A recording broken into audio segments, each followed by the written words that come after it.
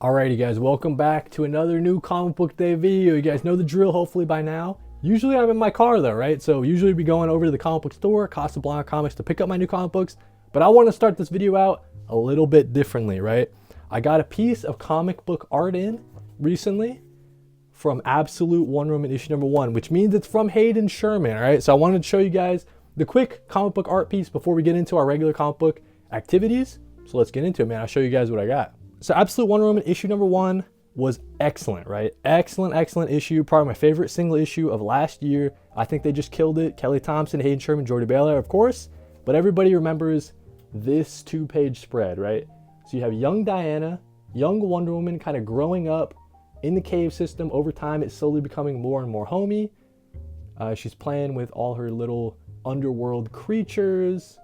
And yeah, the mom is learning to love Wonder Woman, right? So just a very beautiful piece right there, double page spread.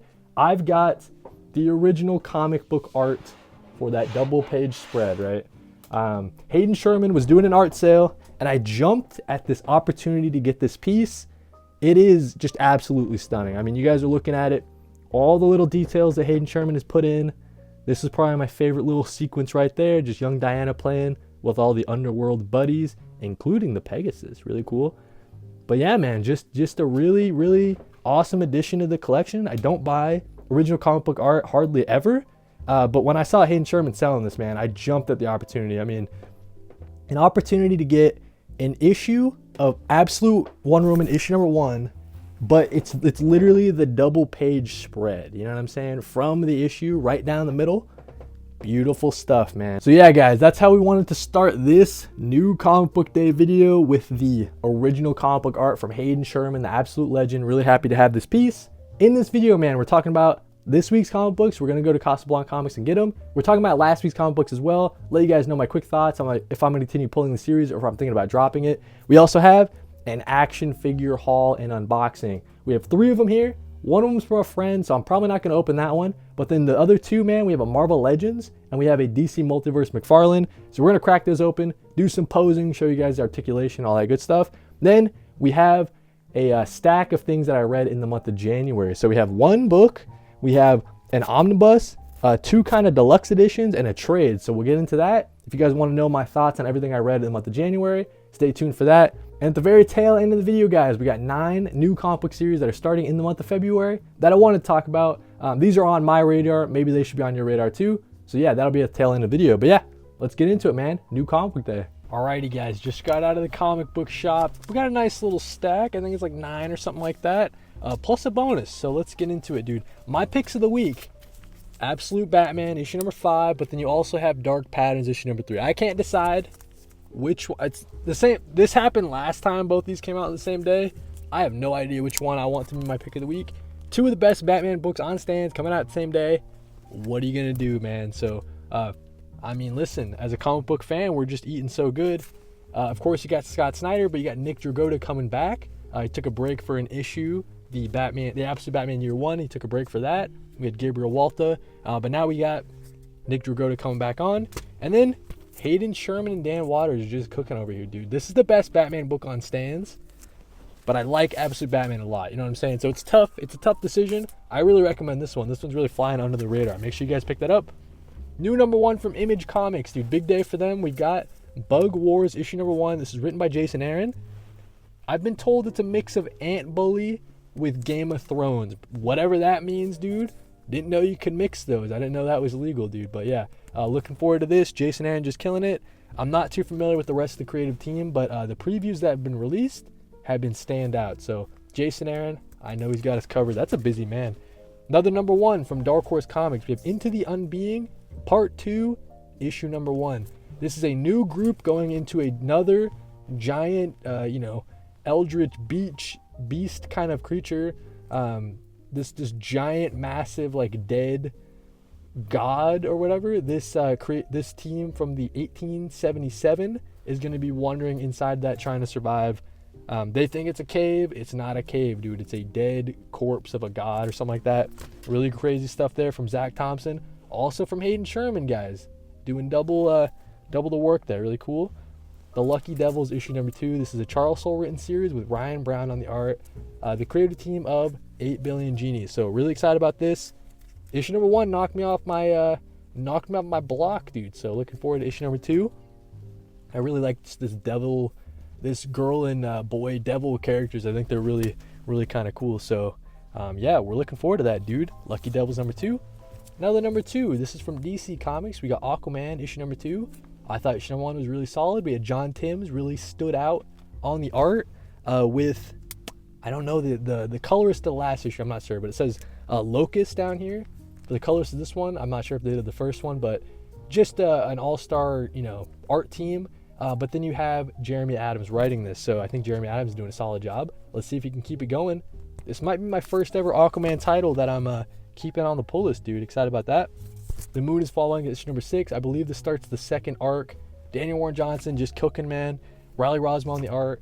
A lot of twists and turns, man. A lot of maybe some backstabby type of stuff going on, but we get introduced to the Nightmare Group. The Nightmare Group. Looks like they're going to try to help Penny against the actual villains, right? So interested to see what's going on with this new group. That seems fun there. Speaking of Daniel Warren Johnson's, we got Transformers issue number 17. Of course, you got Jorge Corona doing the art, just doing an excellent job filling in for, at this point, maybe he's done more art than Daniel Warren Johnson. I'm not sure. I can't remember. But then also you got Mike Spicer on the coloring. Excellent stuff as always. Transformers has been a really solid series. And then the last single issue for today is something I got from the dollar bin, dude. We got 12 Reasons to Die, Ghostface Killer cover there. So I wasn't even planning on buying anything for the dollar issue, but I got this because I'm a big fan of Wu-Tang Clan, dude. So that's what we got for new comic book day. What's today's date, dude? I don't know what today's date is. All right, guys, it's Feb something. All right, that's what we got for new comic book day. Nice big stack. Pick of the week. Like I was saying, it's got to be between these two. Let me know which one you're more excited for down in the comments. Absolute Batman, Batman Dark Patterns. Thank you guys for watching this portion of the video. Stay tuned. We're going to be talking about the comic books that came out last week, all right? So, just got you guys always wonder, right? Am I getting a hot dog? Am I getting a hamburger? We went to burger today, dude. I'm in a burger mood recently. Look at that thing. Anyways, let's talk about the comic books that came out last week. A lot of great stuff, man. Sorry about the crinklies. I'm sure that's terrible for the audio. Last week, the Ultimates issue number 9 came out. So this was great. We're going to get through these reviews super quick, by the way, guys. The Ultimates issue number 9 was really great. It focused on Ultimate Luke Cage. It's kind of like his journey in the prison system in this Ultimates universe. It's really messed up, dude. He's been trapped there for life. But the whole time he's getting stronger, both physically and mentally, right? And then he gets the powers from Tony Stark, the Ultimates Tony Stark. And then he breaks out, right? But the whole time he's he's inspiring the rest of the prison to rise up with him. And then now it looks like he's going to go from prison to prison, just freeing everybody in this awful prison system. So Ultimates number 9 was a standout issue. Really great. Definitely going to continue pulling that series. Absolute Superman issue number 4. This one focused more on Lois Lane. And a lot of people didn't like it. And I will say, dude, you guys are wrong, because you got to know about Superman supporting cast. It's a really important aspect of Superman. His best friend, Jimmy Olsen, right? You got to see, who builds this absolute Superman and makes him into the Superman that we know and love, right? It's important to know about Lois Lane. So she's kind of, caught between the good and the bad of this dark, evil organization. I think she's going to flip, right? She's going to be good and help out our absolute Superman. So I loved it. Batman issue 157. This closes out Chip Zdarsky's run. Sad to see it go, man. I really do think that it never reached the heights that we wanted it to with Daredevil, right? You look over at Marvel Comics, Chip Zdarsky is killing it on Daredevil. He's coming over to Batman. We're really excited. We hope it hits that point. I don't think it ever did, but it got damn close. Absolute Batman issue number 157. Closed it out with a bang. I think the only thing it was missing was it had a lot of cool epic moments. It felt like it was kind of a weird way to close it. I was looking for maybe one more as kind of an epilogue closing. Chip Zdarsky, maybe the Bat family gets together, all that stuff, but we were kind of missing that, and it is kind of just over. But Hush 2 coming up. We also have Batgirl issue number 4. This series just keeps killing it, man. Tate Brombell and Miyazawa are just doing great stuff. This one had a really great fight scene in particular. I mean, each issue has had a really great fight scene. I'm just loving the dynamics between Shiva and Cassandra Cain, man. It's just really awesome. We also have JSA issue number 4. I'm liking this series a lot. I know a lot of people are telling me they're a little bit confused. It's a little bit like we're jumping from different members of the team and like looking at what they're doing in the whole big picture of like the team has been split up. The Injustice Society is like starting to brew. They've got some evil stuff coming. So in this one, we're getting a little bit of look behind the scenes. Maybe some people that have infiltrated the Injustice Society, sort of. Maybe they were captured, they break out. So the story is moving along.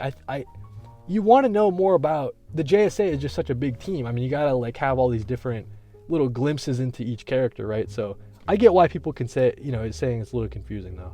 We have Birds of Prey issue number 18. Kelly Thompson just killing this series, man. I'm having a lot of fun with it because this new artist that they've got for this arc, hopefully they stick around for a while. I thought this art was really, really great. Just another great issue, man. We also have Two-Face issue number 3. This series is off to a great start, man. We got Christian Ward is just killing it. Varus on the art, really great trippy artwork at some points. Just a solid, it's cool because all of Batman's rogues, I mean, it's cool that they can stand on their own and support their own ongoing title, man. I think Two-Face number 3 keeps knocking it out of the park with this Two-Face title. So really great stuff there.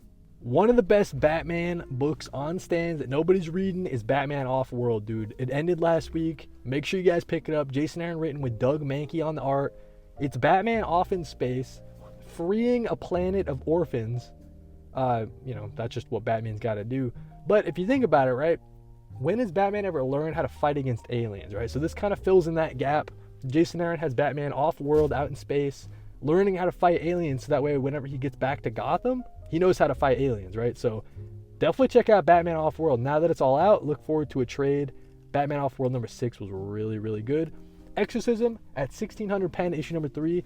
Hannah Rose May written series with Vanessa Del Rey on the art. Jordi Belair on the colors. Just insane stuff, man. Really, really great series. It's all about, the president's daughter is, she has to undergo an exorcism. She's got like a demon up in her. But all at the same time, like there's this political intrigue going on with possibly a Havana syndrome device. Like one of our nation's enemies is causing, the president's daughter to maybe have Havana syndrome with all these crazy devices. So you get like this, interesting like tug and pull between the supernatural and the political side of, the president running the country, but at the same time, her daughter might have to have an exorcism. So really great stuff, man. And that's everything that came out last week that I want to talk about. A lot of great stuff, especially Ultimates number 9 and Absolute Superman number 4. And then you had cool stuff like, JSA, Two-Face, and Batman 157 closing out Chip Zdarsky. So yeah, really, really great stuff, man. Let's go on to, let's get back home and we'll do the rest of the topics. For you guys, we've got everything I read in January. We got an action figure haul, and then I have 9 comic book series that are starting in February that I think you guys should be aware of. So yeah, thank you guys for watching up to this point. Skip around, use the chapters, and yeah, thank you guys. Welcome back everybody to the channel, dude. Let's talk about everything I read in the month of January, bro. We got an omnibus, couple deluxe editions. What is that? 1 trade and a book, dude. Including a thing that's a DNF, guys. That's something that the Book Talk girlies call a did not finish. Little embarrassing to start the year off with a DNF, but that's all right. Let's get into everything I read in the month of January. Let's start off with the omnibus, dude. Excellent stuff. The Catwoman of East End omnibus. Beautiful Darwin Cook artwork there. This entire thing is written by Ed Brubaker. You guys know I'm a big Ed Brubaker fan. Let's resume this. So yeah, let's get into it, man. So this is one of the best DC Omnis that I've ever read. Top 5 instantly, an all-time banger classic, right? So I was finishing up Gotham Central at the end of last year, right? And I was like, okay, as we're looking into 2025, what do I want to read? It's got to be some more ground level Gotham City stuff written by Ed Brubaker, the best to ever do it. So I was surprised to find out that he actually did this Catwoman omnibus, or the Catwoman run. He did that before Gotham Central. So I kind of got them all mixed up. But I'm flipping through, man. You're seeing some excellent stuff from Darwin Cook. He starts off this omnibus. He kind of sets the groundwork. He kind of does the Selena Kyle design, right, that we'll see for the rest of the run. He kind of lays the groundwork with this beautiful, I mean, Darwin Cook's a legend, right? I believe the colorist we have on a majority of this material too is Matt Hollingsworth, another legend, right? So yeah, I'm just going to be flipping through. The excellent thing about this Selena Kyle, or this Catwoman omnibus, is just getting to know Selena Kyle, right? Obviously, I'm familiar with the character whenever she pops up in a Batman series, but this is the first ever Catwoman run that I've read from front to back. Selena Kyle is just all about the East End, right? That's where she's from. That's kind of where the origins of Catwoman kind of lie, right? So Catwoman is going back to the East End. She's planting her flag, and she's going to try to protect it from all the different, gangs and all the different Batman villains that want to take over the East End. So that's kind of the whole crux, the entire what's going on in this omnibus is just Catwoman, Selena Kyle's quest to protect the East End. And this brings up a great point, right? So in terms of the kind of other characters that we get exposed to, Slam Bradley, just an excellent character. Like right from the jump, I'm in love with the Slam Bradley character. I'm sort of familiar with him. He's a private investigator that works in Gotham City typically, right? Back in Gotham City Year One, which is a series that's written by Tom King, excellent, crime noir kind of mystery series. That featured Slam Bradley as well. So it was really cool to see that character kind of in a more modern setting, right? He's running around with Catwoman in this, more modern day. This isn't back in like the 30s of Slam Bradley's Gotham City Year One time. But yeah, so that's just one of the side characters you get to know. Slam Bradley kind of has like this on again, off again thing with Catwoman. He's helping her with all her different, all of her mission of protecting the East End. And then another character we get exposed to is Catwoman's friend Holly. So from back in the day, this is someone that Catwoman was very close to, kind of helping her out, maybe getting her off the streets, getting her, kind of on the straight and narrow as much as Catwoman can be read. I mean, she is a criminal most of the time. But so yeah, we just get to know this Holly character, how she interacts with Catwoman. The other thing too, man, I just gotta shout out this Catwoman design. I mean, this is the coolest Catwoman suit of all time. Just excellent stuff. Obviously it has origins with Darwin Cook, but we see this design throughout the rest of the run. Just a really cool costume and look for Catwoman. But yeah, man, I don't know, it's just really cool to see Ed Brubaker doing another crack at this ground level Gotham City stuff, right? It's taking all of his hold on, it's backwards, right? So it's kind of confusing, guys. So this shelf right here, the Ed Brubaker shelf, is kind of taking all of that crime and noir sensibilities and kind of pulling it and dropping it into Gotham where it fits like a glove, right? I mean, Gotham City is just the perfect place for Ed Brubaker to do his thing. We don't have to worry about the other kind of capes. Batman can be there if Ed Brubaker wants to use him really quickly, but it doesn't have to be a Batman story, right? It can feature all these different other characters in Gotham City. I mean, yeah, Bruce Wayne does make a fair amount of appearances, as he's also got an on again, off again thing with Catwoman, right? But yeah, man, just an excellent run, a top 5 DC run of all time. I'm gonna stop yapping about Catwoman of East End so we can move on, but I would really recommend this omnibus. Obviously, it's missing its dust jacket, but yeah, excellent stuff. Catwoman of East End, definitely check it out, especially if you're trying to read more Ed Brubaker, man. Next up, dude, let's talk about Deadly Class, the Deluxe Edition, right? Deadly Class Deluxe Edition number 2, Rick Remender series, Wes Craig and Rick Remender continuing their awesome series. This immediately follows up Deluxe Edition number 1, right? So if you were a fan of Deluxe Edition number 1, you want to continue the story, you gotta get Deluxe Edition number 2. You guys know where we're at, right? It's King's Dominion, the Deadly Class for Assassins. It features all these different, classmates. They're all kind of competing against each other to be the top of the school. There's a lot of different backstabbing, right? Is your best friend actually your best friend, or do they have ulterior motives? All these different kids, they come from different backgrounds, like all over the world too, right? So we have some people that are from the Yakuza. We have some people that are from the Mexican cartel. We have some people that are from, the Crips and the Bloods or whatever, right? So all these different kids, they come from just really violent and violent backgrounds anyways, and you drop them all in this school and it is like a pressure cooker about to explode, dude. So all the different villains are very villainous, right? So we have the headmaster of the school, he's a villain. What's going on with that? But in this deluxe edition, we also get introduced to a new group of freshmen that are coming in. So it was really interesting to see kind of like this new group of students trying to figure it all out. They don't know the bad stuff that we know about deluxe edition number 1, so they'll have to figure that out at some point. But yeah, man, just an excellent continuation of Rick Remender and Wes Craig's awesome run.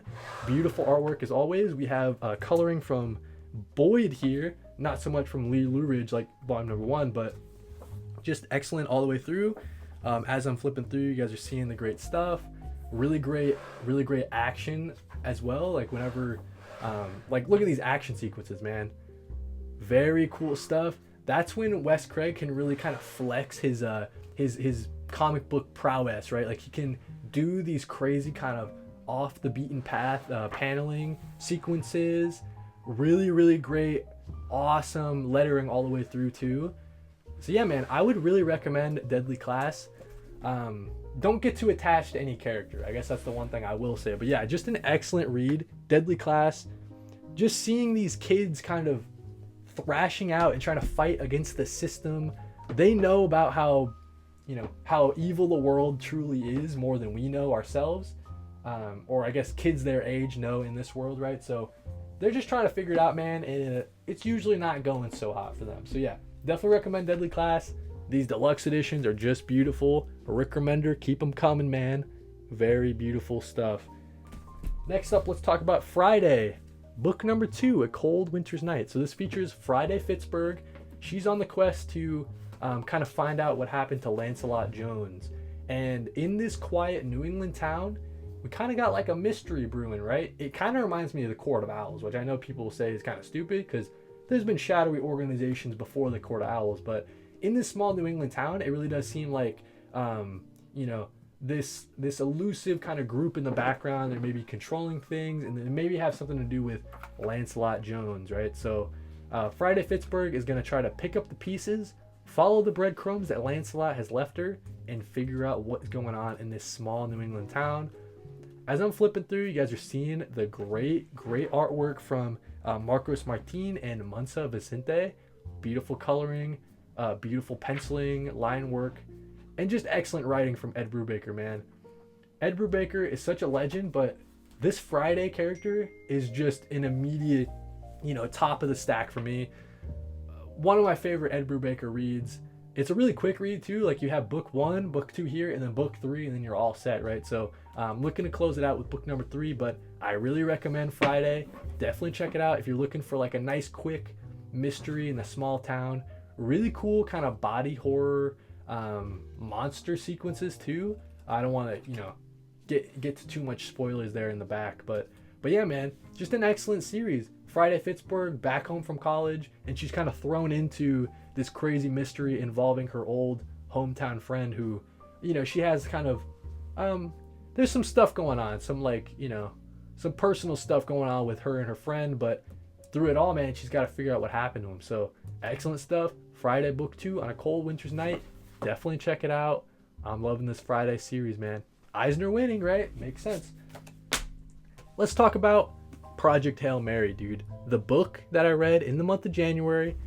This is my favorite book of all time. All right, I know it's recency bias. I know that's easy for someone to say that just finished a really good book, right?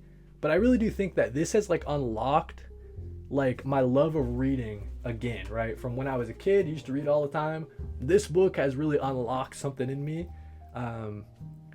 So what is this book about? It's about this guy named Ryland Grace who is sent off into space on a mission to save the Earth, right? He's going into like far off in space. He's on a mission to save the Earth.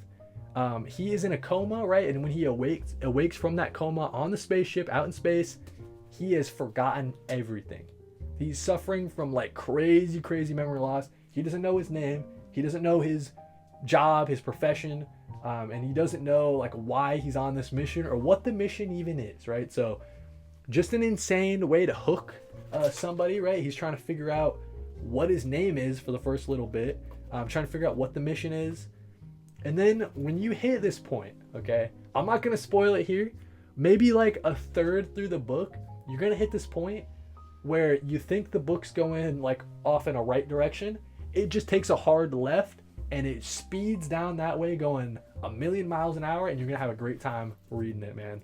So I'm not going to spoil it here, but if you read this book, man, you'll see what I mean. Once you hit that point, it really just turns into like the greatest read of all time. The one thing I will say, right? If you're reading this and you decide like, oh man, there's too much science stuff, there's too many numbers going on, right? I promise you guys, just kind of get through them, because the way that Andy Weir writes, obviously the author of The Martian, so if you read The Martian, you kind of get what I'm saying, but it's very scientific, right? He injects a lot of like true scientific facts and everything into this, a lot of science, but it's not like the most important thing, right? Like, you can kind of just read it. If you get the gist of it, which I do think that Andy Weir does a great job of, you know, expressing that little gist you just need to kind of understand what's going on. You don't need to know about the numbers and how they add up and all the calculations or whatever. The main character, Ryland Grace, is pretty smart, so he'll just blast through that all for you. But yeah, man, so just don't get kind of bogged down in all the science of it, man, because there's some really cool science fiction stuff, but also Andy Weir does a great job of basing it in like actual science. So just excellent stuff, man. The one thing I'll say too is I wish there was more. You know, when you read a book, you read the last page and you're like, dang, I wish there was more in this world. So that's a great way to kind of leave someone, right? And ever since I finished this book, haven't stopped thinking about it a single day. Haven't stopped thinking about it for a single day, dude. So yeah, that's what we read in the month of January, but I do got to talk about a DNF. I did not finish this Captain America Penguin Classics. You guys have seen about halfway through I read. This wasn't a bad read by any means, but I just found myself just not wanting to read it. You know what I'm saying? Like, I'm reading the Catwoman stuff. I'm having fun reading Deadly Class.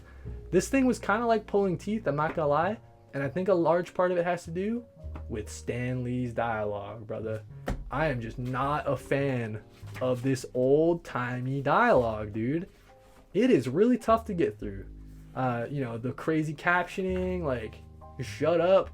But the art is always excellent, right? We got great stuff from Jack Kirby, Steranko, John Romita Sr. I just got into that part about halfway through.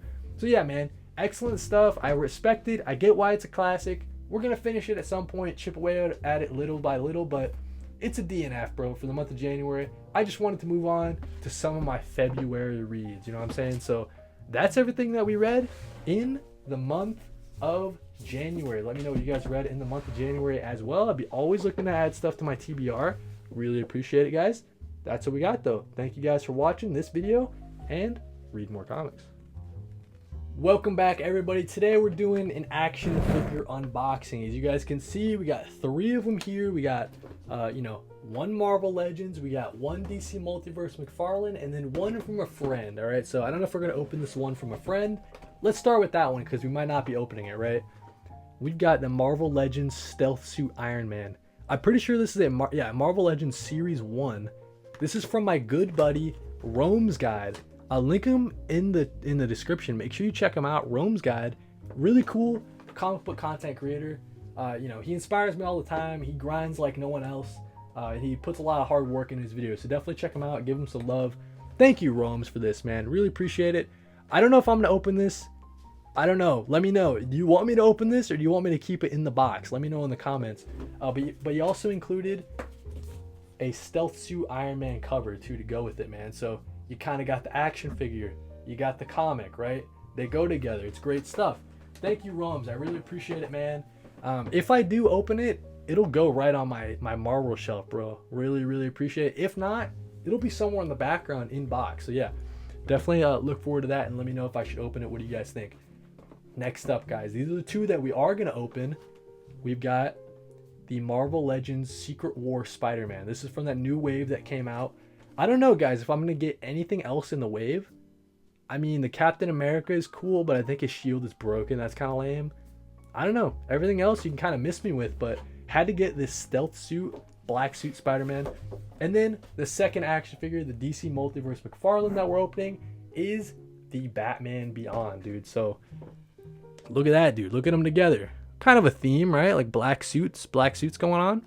So yeah, let's get the Spider-Man open first, dude. And then we're gonna open this.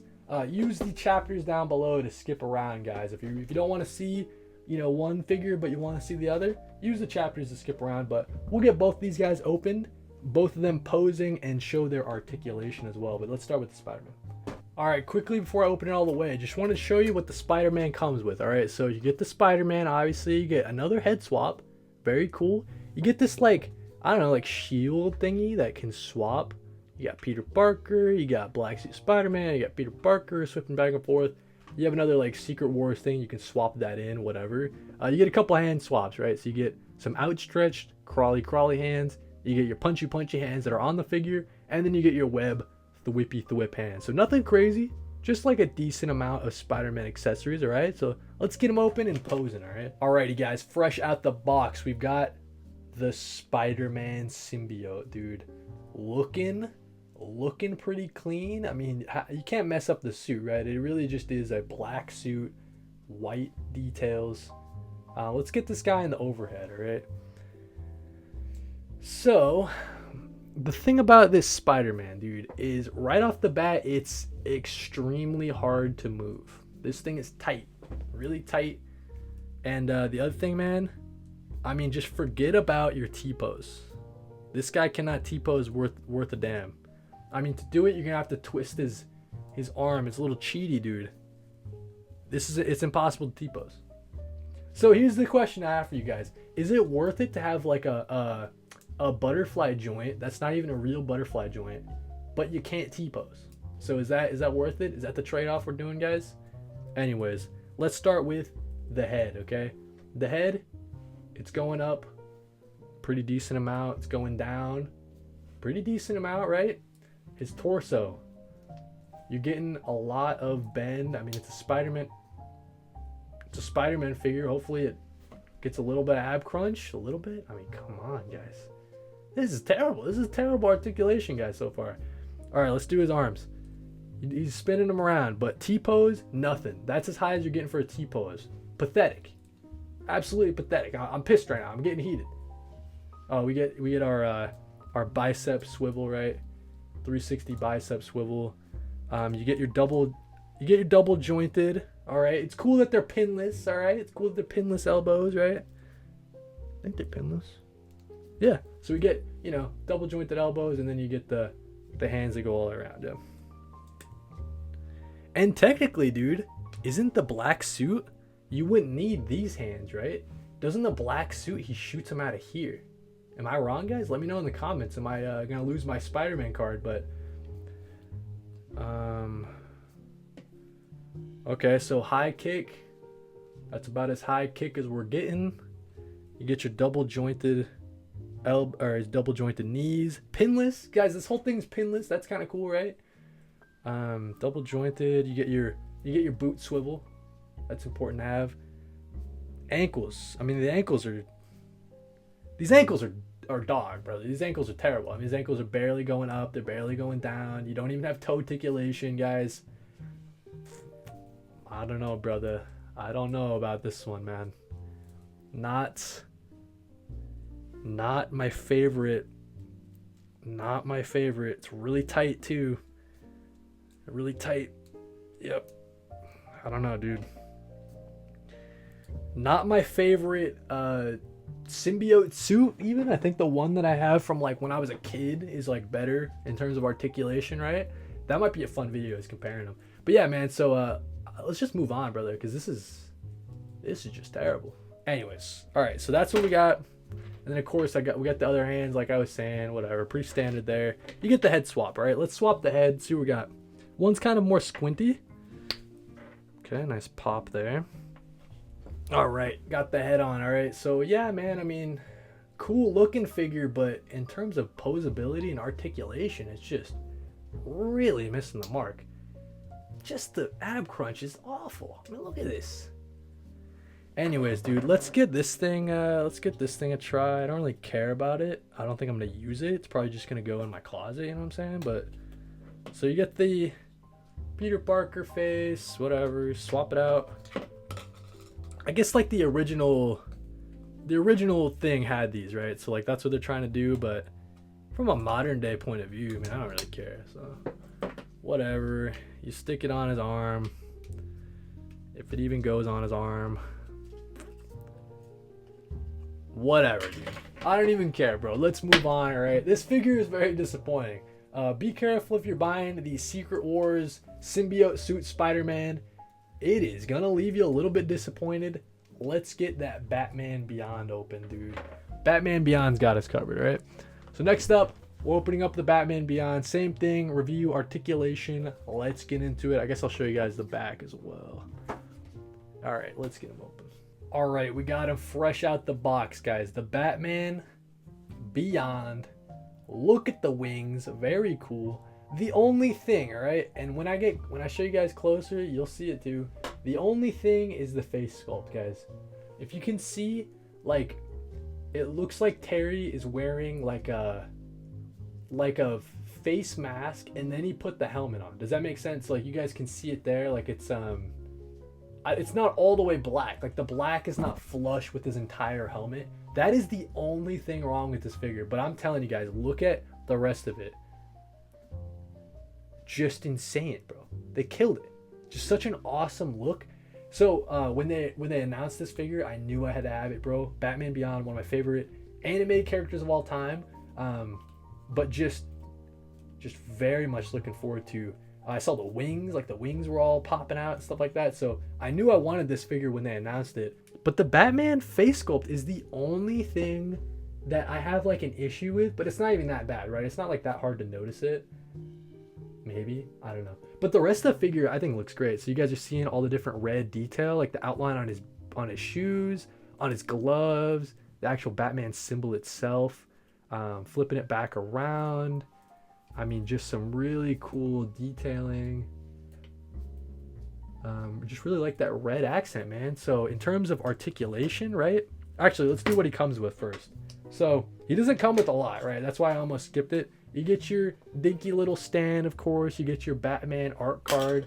Make sure you guys pause this if you want to know about Terry McGinnis. This is based on his neo-gothic design too, which I really love. Batman Beyond neo-gothic. Definitely read that. Kelly and Lansing, I believe, wrote that one. Really great stuff. But yeah, in terms of the hands he comes with, you get an outstretched hand, and then you have a hand that already has a batarang. So I don't like when they do this, right? Like, I kind of wish they would give you a hand and then a batarang on the side, just to give you more options, right? But you do get a hand with a built-in batarang. A little bit disappointing there. In terms of articulation, right? So his head's only going up that much. That's not that good, but it's going down a decent amount, right? But if your head goes up and your yeah, look at that. So you get not like the best flight pose of all time, but you do get like a decent amount of ab crunch. Let's do like, yeah, so you're crunching a little bit, you know. Not, could be better, guys. I'm not gonna lie, I'm not gonna sugarcoat it. The back one is a little bit better, right? Get that little bend. In terms of arms, I mean, you're hitting the T-pose a lot easier than the symbiote Spider-Man. That's about as far as you can do, because you can see there his kind of like outfit kind of stops his shoulders from going up a little more. You do get like the 360 though, right? You get your bicep swivel. You get your double jointed pin elbows, so not pinless. Really cool gauntlets. Just noticing those kind of right now, like kind of like that squared blocky kind of look. You get your hand swaps, 360 obviously. We did the ab crunch, you guys saw that. Let's do some splits. All right, so you get that classic McFarlane crotch joint down there. In terms of his legs, right, I mean, you got this like diaper thing that's kind of stopping his legs from doing more of a high kick. You do get that split that I showed you guys. You get some double jointed knees. I mean, that's pretty good. They do have pins. You get your not boot cut, but you're getting your 360 ankle joint, ratcheted ankle joint with your toe articulation, dude. So overall, man, I mean, not the most articulate figures in the whole entire world, but maybe you're buying them for the look. You know what I'm saying? Maybe you're buying them for kind of that look. So that's what we got. The Batman Beyond Neo Gothic. This is going on the Batman, kind of like the multiversal Batman shelf. It'll be somewhere up there, I'm sure. And then this guy is going right on the Spider-Man Marvel figure shelf. So yeah, man. Overall, a little bit disappointing action figure unboxing, not gonna lie. Coolest one I got though had to be from my buddy Rome's. Thank you guys for watching and read more comics. Welcome back, everybody. In today's video, we're talking about some of the new comic book series that are starting in the month of February, right? So the new #1s from Marvel, DC, couple of the indies. I got 9 of them that I want to talk about. These are all on my radar. Maybe they should be on your radar too. So let's get into it, man. Got the iPad here. Also, I just want to mention the app that I'm using right now is League of Comic Geeks. I get that question all the time, man. This is the League of Comic Geeks app. You can add me too. My name on the app is Cody Mose, all right? KODYMOS. Make sure you guys add me. Check out what I'm reading, all that good stuff. I'll follow you back as well. But let's talk about the new #1s that are starting in the month of February. First up, we've got Star Wars Legacy of Vader. This is written by Charles Soule, dude. He's making his return to kind of the Star Wars franchise. Obviously, he wrote, he had two runs on Darth Vader, right? That he was very popular. And in terms of stuff that I've read that's Star Wars, it's pretty much only the Charles Soule stuff that I'm really vibing with, man. So this has been on my radar. I missed it when it came out last week. Came out February 5th. So I got to double back and pick it up. But just a new Star Wars series written by Charles Soule. Very excited about it, but it's all about Kylo Ren. So it's like the rise of Kylo Ren in the shadow of Darth Vader, right? So we're excited about this, man. We're gonna definitely check it out. If not getting it in singles, we're definitely gonna check this out. You know, on the app whenever it comes out on the app. So yeah, Star Wars Legacy of Vader came out on February 5th from Marvel Comics. Charles Soule, man, what a legend, dude. That guy's busy, dude. He's got a lot of projects coming out. Anyways, next up, also from Marvel Comics, but it comes out February 12th. That's today, new comic book day, right? If you guys are listening today, One World Under Doom. 6 months ago, Dr. Von Doom became the Sorcerer Supreme, then disappeared behind Latveria's closed doors. So, what is going on, right? In the Marvel Universe, Dr. Doom is the Sorcerer Supreme. This is kind of like their new event that they're doing. One World Under Doom. It's Ryan North is kind of directing this one, which I think is really cool because I love Ryan North stuff in the current Fantastic Four run. I'm not reading it in singles, but I'm picking it up in trades and then reading it digitally. Ryan North is just killing it with this Fantastic Four run, man. So an event that's kind of behind the mind of Ryan North, that's exciting. So this is going to be something that I'll definitely be checking out at some point. But if you guys are already in tune with what's going on at Marvel Comics, you guys probably already know about this and are jumping on it. One World Under Doom, February 12th from Marvel Comics, written by Ryan North, the legend. Moving right along, moving over to the DC side, right? I think this is the only DC well, no, there's another one. So yeah, on February 12th, a DC comic book that's coming out is Green Lantern Corps. #1, the Corps is back, and just in time for the deadly new Fractured Spectrum saga to kick into full gear. This is written by Jeremy Adams. We also have Morgan Hampton, Fernando Parasan, and the inker Eau Claire Albert, and the colorist Arif Priatano.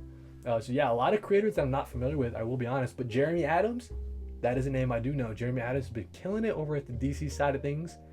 And yeah, dude, this is just the next kind of piece to the Green Lantern side of things over at DC. And I'll be honest with you guys, I'm a little bit kind of cooling down on the Green Lantern stuff.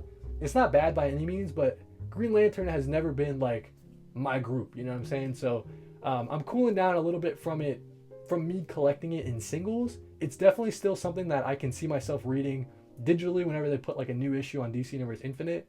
And I'm a fan of Jeremy Adams, so this is probably going to be good. It's just not like for me, right? But for all you guys that are Green Lantern fans, definitely jump onto this, man. This is going to run concurrent to the already ongoing Green Lantern series that features Hal Jordan. So you're going to get both of these going at the same time. It's just a great time to be a Green Lantern fan, man. So that comes out on February 12th from DC Comics, Green Lantern Corps #1. Next up, also on Feb 12th, dude, a big day for Image Comics we've got Bug Wars coming out. Bug Wars is written by Jason Aaron with artwork from Mahmoud Asrar and colorist Matt Wilson with letterer Becca Carey. So the way I understand this, right, and I'm not even going to read the solicit, the way I understand this is it's kind of like Ant Bully, brother. It's like a mix of like Ant Bully mixed with like Game of Thrones from what it's been described to me, right? So we have a kid from Alabama who's suddenly lost in a vicious world beyond his imagining, a world of marauding ant armies, spell-casting spider witches, and beetle-riding barbarians.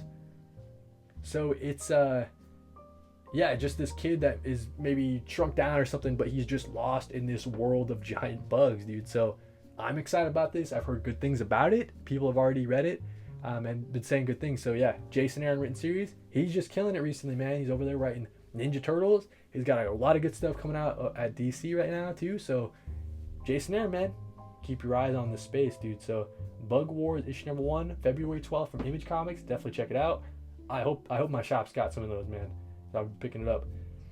Next up from Oni Press, we've got Mine is a Long Lonesome Grave, issue number 1. And I'll be honest with you guys, these creators I'm not too familiar with. Justin Jordan writer, artist Chris Sheehan. Oh, actually I do know Chris Sheehan. He's a really great artist. And colorist Alessandro Santoro. So this is a pretty big solicit. We're not going to read the entire thing, but it's all about this dude whose name is Harley Creed. He's a bad guy. He was in prison, right? He's recently been let out. He's from, I believe it's, West Virginia. And when he gets back home, I guess someone puts like a curse on him. And it's like, hey, you're going to die in 7 days in a twisted, screaming agony. And so to reverse it, this guy is going to try to have to go and find the unseen enemy who put the curse on him before he is killed, right? So he's going to have to go on this revenge quest to stop himself from being killed in this terrible, screaming agony. And it says that, in Briar Falls, there's no shortage of suspects, and Harley is coming for them all. If he can't have peace, at least he can have revenge.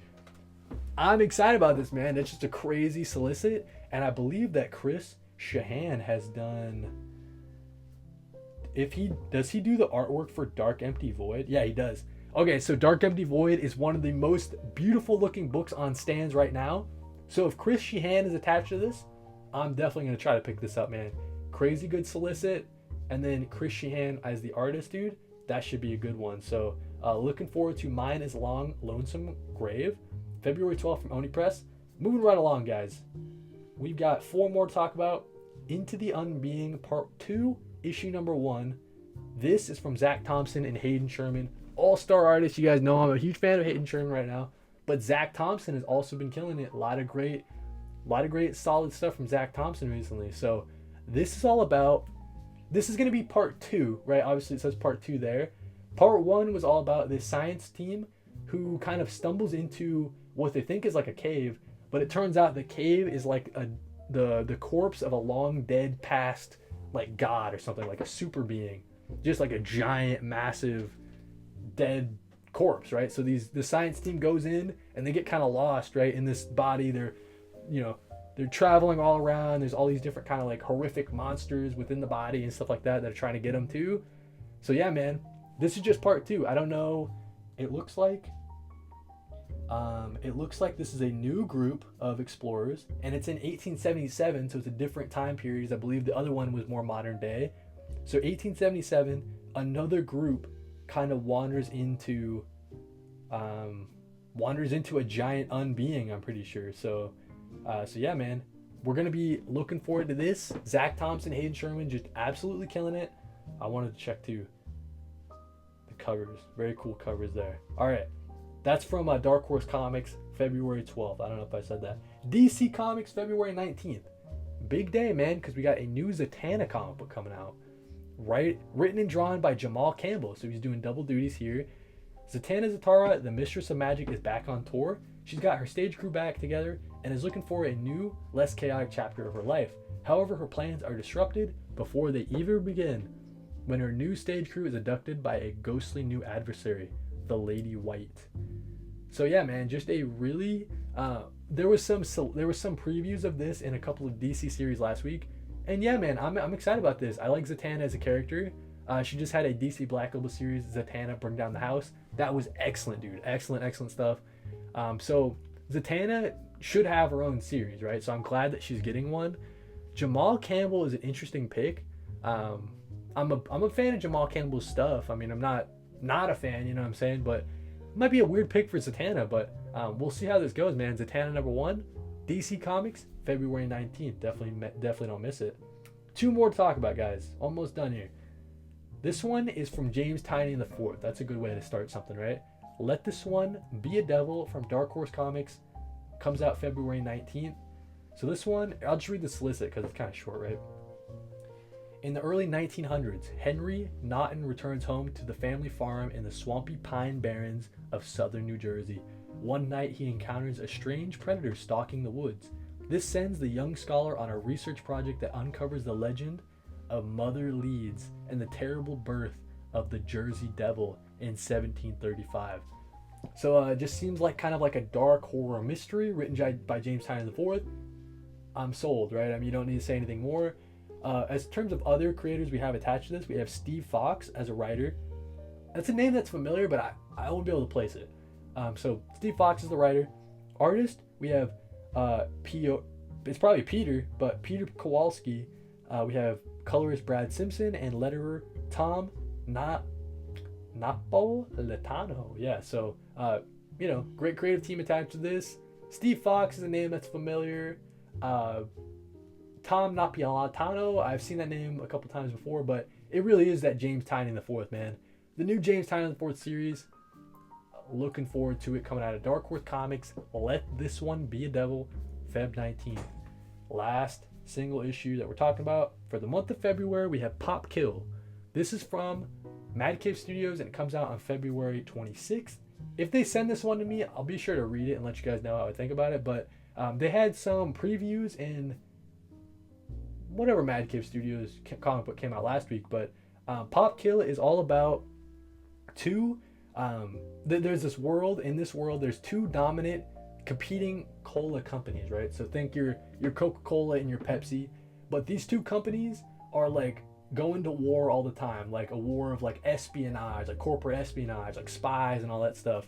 And I think that both companies are owned by former Siamese twins who are now separated and they hate each other, right? So they're hiring assassins, saboteurs, and espionage personnel to meddle with the other on a daily basis. So just a really interesting concept. I mean, you got these 2 Siamese twins that have since been assassinated. They both own 2 of the biggest competing Coca-Cola companies in the world, and they're just gonna go to war with each other, man. So interesting concept. Pop Kill, written by Dave Johnson, written by Jimmy Palmiotti, and also written by Jimmy. Artist Juan Santa Cruz, colorist Brian Reber, and letterer Sean Connaught. So yeah, man, Pop Kill, definitely check it out. Mad Cave Studios. The preview is pretty good, man. So looking forward to this one. We'll see if they send it to me early and I can give you guys a quick review, man. But yeah, that's everything that's coming out in February. All the February #1s, new series that I want to talk about, all the ones that are on my radar. Let me know what's on your radar, especially if they come from Marvel Comics and I didn't cover them in this video. Definitely let me know. I don't read too much Marvel Comics, you guys know that. But thank you guys for watching and read more comics.